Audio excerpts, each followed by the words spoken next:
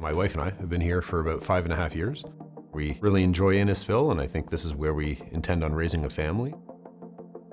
I think that this concept of the orbit actually breaks from what is traditionally the habit of municipalities, is just to develop subdivisions as, status quo.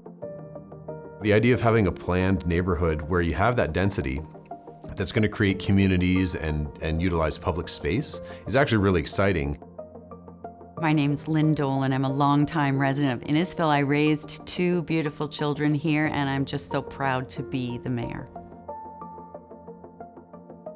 The type of growth that we're expected to accommodate, that can be challenging. But by having this orbit to absorb most of our growth in the area, it still allows the rest of Innisfil to have that small town charm.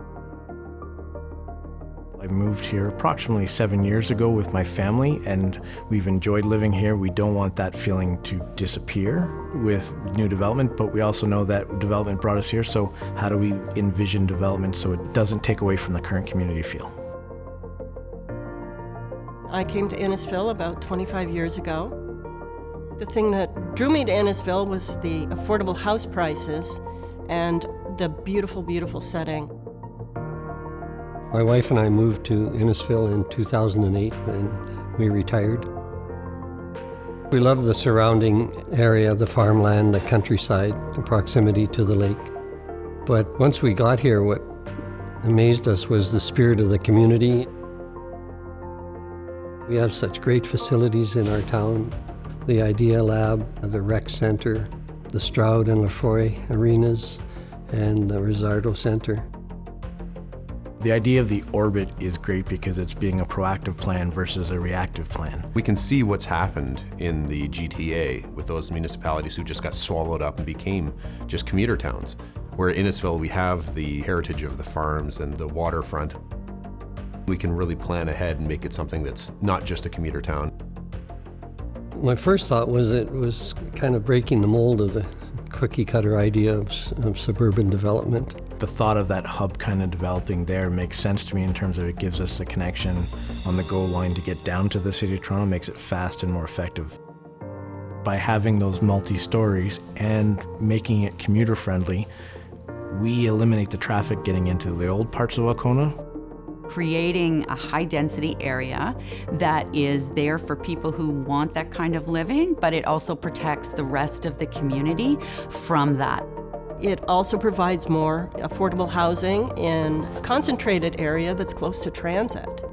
This idea gives us a chance to deal with the population growth that's coming, and at the same time preserve the natural lands around us.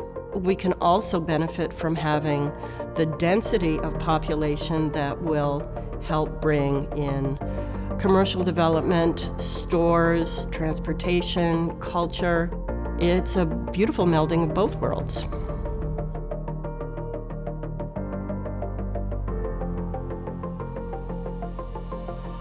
And if we can pull it off and have neighborhoods that work and interact and still keep our countryside, that's worth the effort. Innisfil has an opportunity to be really pushing the envelope, not only on design, but also utilizing the technology to really build this thing right, where people can look from around the world even and say, wow, they had the forethought. This community will be one of the most innovative and cutting-edge developments. Let's be a world leader. We have the ability to do it here, so let's do it. I'm quite proud to say that I live in Innisfil. It's already a very forward-thinking community, and so as long as we can stick to that, I think that this is going to be a neat place to live. It is such an exciting project.